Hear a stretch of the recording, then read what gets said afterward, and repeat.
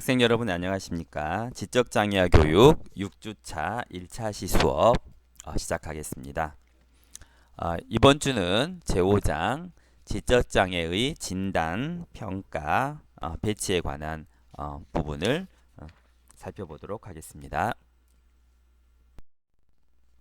목자는 첫 번째 진단평가의 개념 및 목적, 두 번째 지적장애 진단평가의 절차 및 내용, 그리고 세 번째 지적장애 평가 도구에 관련한 사항이 되겠습니다.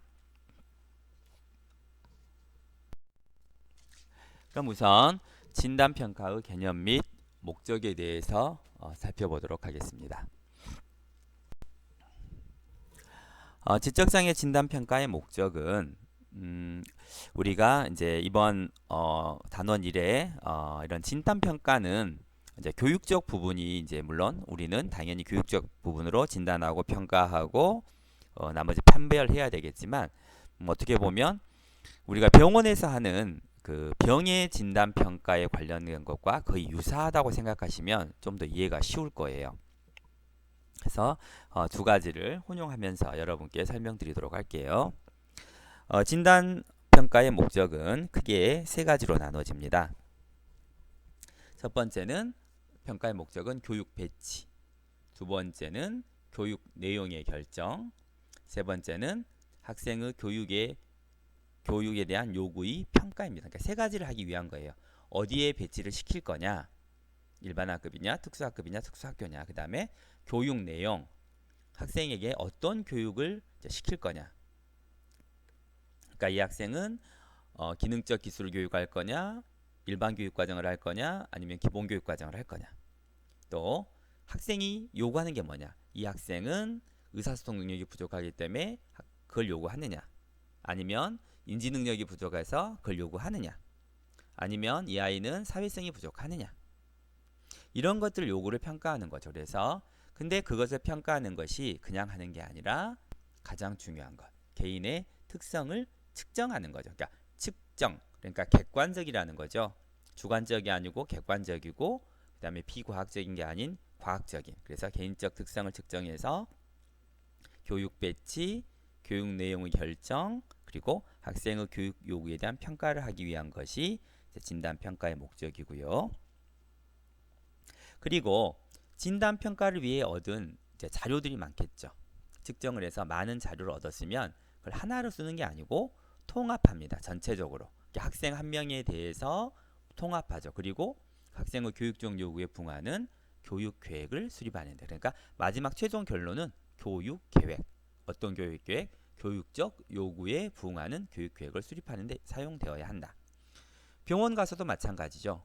어디가 아파서 병원을 가면 의사가 그냥 문진도 하지만 뭐 혈액 검사도 하고 엑스레이도 찍고 뭐 MRI도 찍고 이렇게 과학적인 도구를 이용해서 측정을 해서 이 사람이 무슨 병이고, 그래서 이 사람을 내과에 입원을 할 건지 외과에 입원을 할 건지 뭐 흉부외과에 입원을 할 건지를 배치를 결정하죠. 그리고 치료 내용을 결정하죠. 이 사람은 뭐 내과에 무슨 병이니까 어떤 치료가 필요하고, 그리고 환자의 요구가 있겠죠.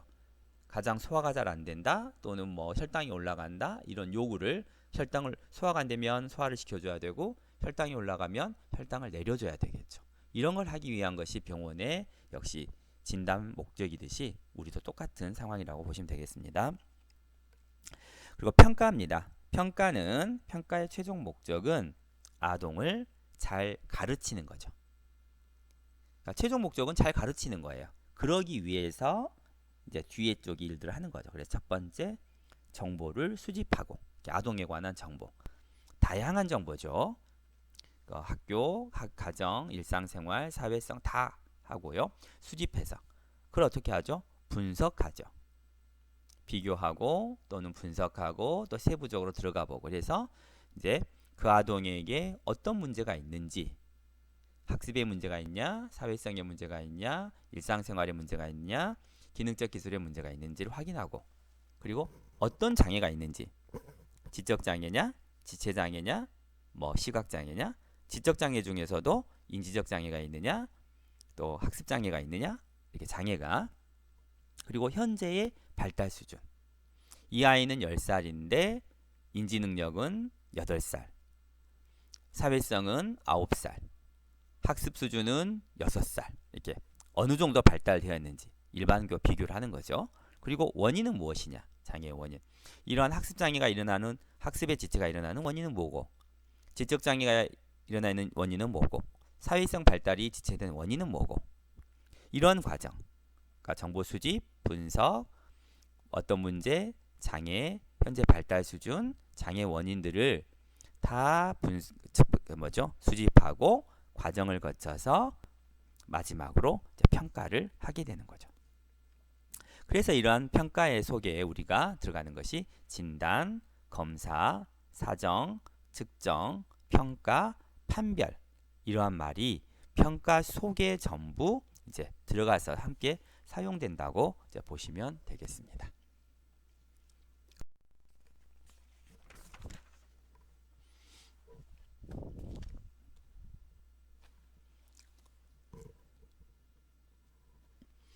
먼저 진단평가 관련 용어들을 살펴볼 텐데요. 우리가 이제 진단평가 관련 용어가 이제 여러 가지가 있죠. 뭐 진단, 검사, 사정, 측정, 평가, 뭐 판별, 뭐 배치, 뭐 이렇게 나오는데요. 이런 것들이 이제 우리가 이제 뭐라 그러죠? 우리가 학교에서 생활을 하다 보면 막 헷갈려, 이런 용어가 헷갈리기 때문에 그러한 부분들에 대해서 이제 우리가 좀 더 그러니까 세세히 살펴보도록 하겠습니다. 첫 번째, 진단입니다. 진단은 어떤 상태의 특성과 원인을 이제 파악하는 과정.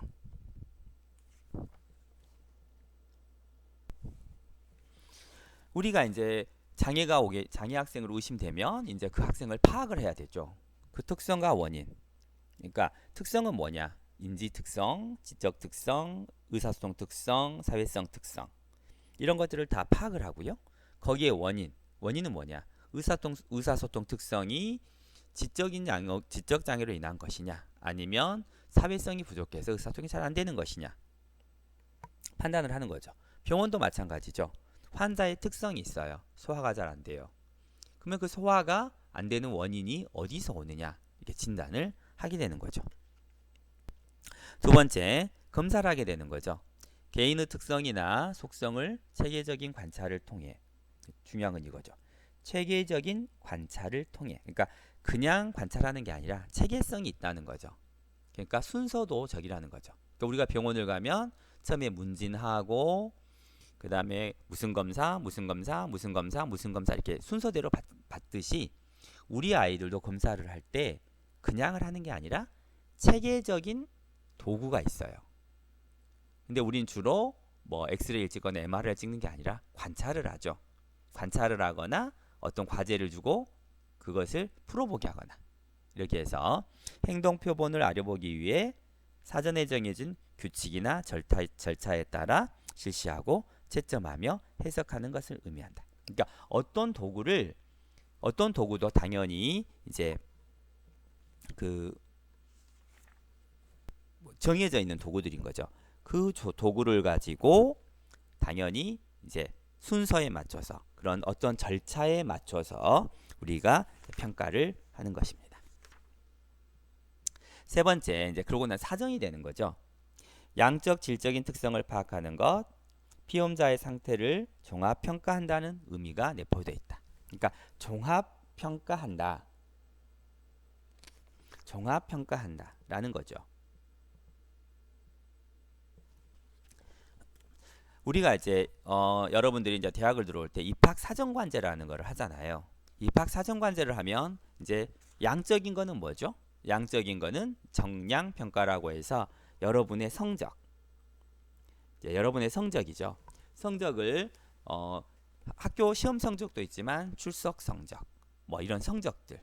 그 다음에 이제 질적인 것도 평가하죠. 질적인 건 뭐죠? 봉사, 뭐 세부 특기 사항, 또 동아리 활동, 뭐 이런 것들을 포함하는 거죠. 그래서 이렇게 양적인 면, 질적인 면. 그러니까 양적으로 한다면 수치로 계산할 수 있는 지능이라든지 뭐 사회성 지수라든지 이런 것들이고요. 질적이라는 것은 이제 행동 특성들, 이렇게 딱히 점수를 주긴 어렵지만 이렇게 어떤 특성들 그것들을 종합적으로 평가하는 거죠. 그리고 병원도 마찬가지죠. 양쪽으로 측정하는 것은 혈액 검사의 결과 또 그런 거 있잖아요. 적혈구 수치, 백혈구 수치 이런 거 있고 질적인 특성은 환자가 느끼는 본인의 어떤 느낌 이런 것들. 그래서 사정을 하죠. 그래서 전체적으로 이제 평가를 하는 거죠. 이 학생은 지적 장애 또 그리고 지적 장애에서도 어느 정도 또 어떠한 부분에 어떠한 어려움이 있는가 이런 것들을 하는 거죠.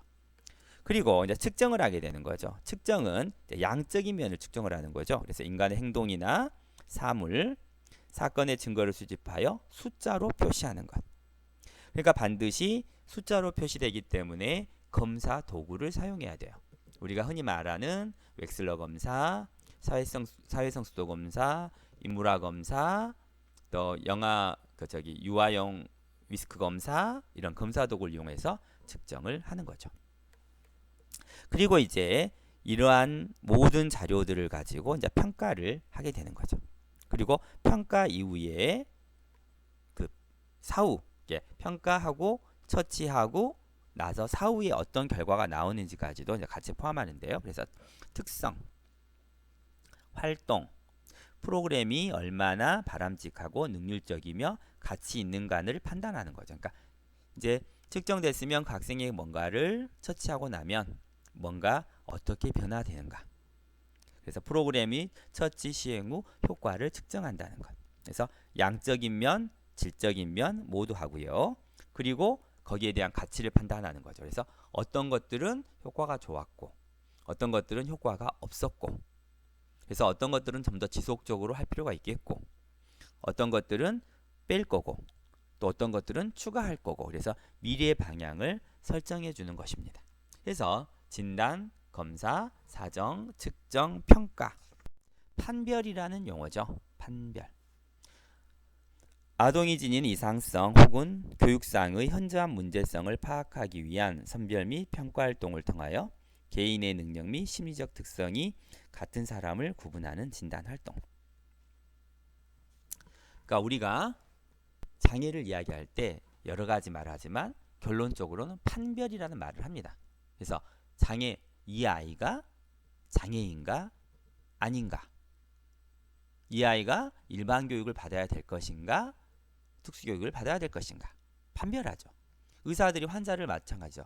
이 사람은 아픈 거냐 아닌 거냐 또는 이 사람은 입원할 정도냐 아니면 통원할 정도냐 이 사람은 약물로 치료할 거냐 수술을 할 거냐 이렇게 판별을 해주는 거죠. 그래서 개인의 능력 및 심리적 특성을 이렇게 구분하는 진단 활동이고 특수교육에서 굉장히 이제 중요한 사항이죠. 학생이 특수교육 대상자가 되는 것과 또 특수교육 대상자가 되지 않는 것의 차이는 굉장히 크니까 그래서 판별이라는 용어가 굉장히 중요합니다. 그리고 이러한 모든 말들을 다 이제 포괄적으로 말하는 것이 다시 이제 사정인데요. 앞에서 나온 사정에 관련된 것과 거의 비슷한 사항인데 좀 더 포괄적인 설명이 들어가는 겁니다.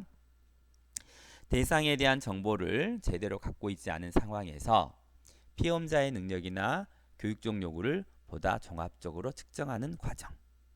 그러니까 처음에는 대상자, 즉 특수교육 대상 학생이 될지 안 될지는 모르고요.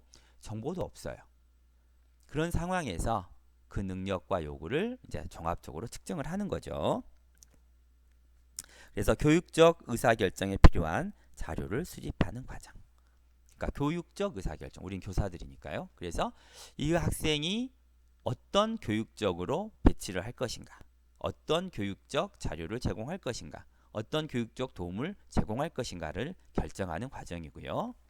지적장애의 진단평가의 과정, 즉 사정의 과정은 이제 여기가 마지막 결론입니다. 지적장애 학생의 교육적 요구를 파악하는 활동인 동시에 교육계획 수립의 출발점이 되는 활동이다. 그러니까 그 사정 과정, 즉 진단, 평가, 판별하는 그런 모든 과정을 사정이라고 통합한다면 진단, 평가도 하고 학생의 요구도 파악하고 동시에 교육 계획까지 수립하는 과정이라고 생각하시면 됩니다. 그러니까 사정의 과정은 이런 거죠. 저 아이가 조금 발달적인 문제가 있는 것 같네 라고 생각해서부터 그 아이의 교육적 계획을 세우는 것까지의 모든 과정이 사정입니다. 그리고 뒤에는 쓸데없는 말이 써져 있는데 세자는 지워주시면 될 것 같습니다. 그래서 지적장애 진단평가는 특수교육이 필요한 지적장애 학생을 선별하기 위해 그들의 특성 및 교육상의 현장 문제점을 파악하는 과정이다. 제가 말이 되게 좀 길었는데요. 그만큼 진단평가의 과정은 매우 중요하고요. 진단평가 과정이 제대로 이루어지지 않으면 그 아이의 교육 계획에 문제가 생깁니다.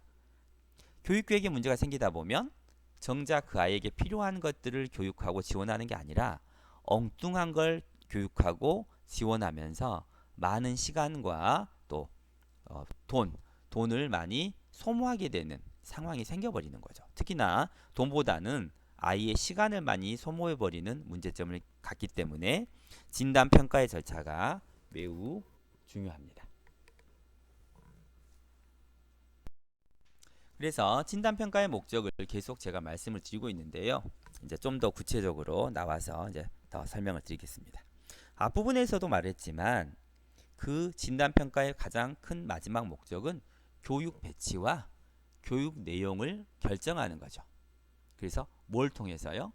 특성을 측정해서 교육 배치와 내용을 결정하는 건데요. 여기서 주의할 것들인 거죠. 간단히 몇 가지 검사를 통해서 수치만 가지고 기계적으로 판단하면 안 된다는 거죠. 얘는 지능지수 얼마, 사회성수도 얼마, 학습 수준 얼마, 지적장애 이렇게 판단할 수가 없어요. 그래서 그렇게 판단하면 안 되고요. 첫 번째는 양육자, 즉 부모나 보호자로부터 많은 정보를 수집해야 되고 그리고 관찰 방법, 지켜보는 거죠. 아이를 지켜보는 관찰 방법, 또 여러 가지 검사 도구를 통한 검사를 통해서 학생의 특성을 이해하고, 그리고 지적장애 학생들은 또 한 가지 면만을 보면 안 된다는 거죠. 오히려 시각장애는 판별하는 데 그렇게 어려움이 없어요. 시력, 그리고 시야, 색각, 이 정도만 판단하면 이미 그 아이의 시각적 특성은 다 나오는 거죠. 하지만 지적장애 학생은 단순히 지능, 사회성숙도, 학습 능력 이런 것만 따져서는 그 아이의 전체적인 면을 볼 수가 없다는 겁니다.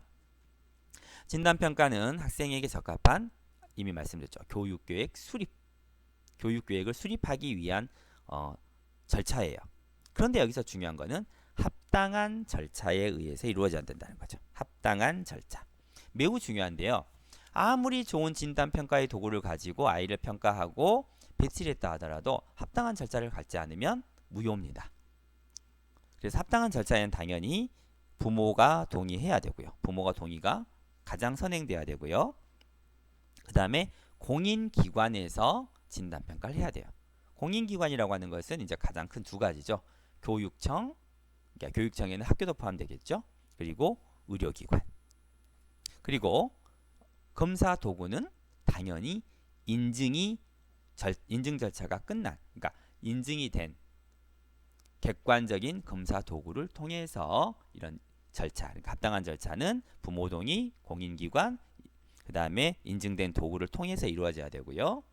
한두 가지가 아니라 이미 말씀드렸죠. 학생의 전반전 영역, 그러니까 인지능력, 학습능력, 언어능력, 사회성 능력, 또 의사소통 능력, 학교에서의 행동, 가정에서의 행동 모든 것들이 포함이 되게 됩니다.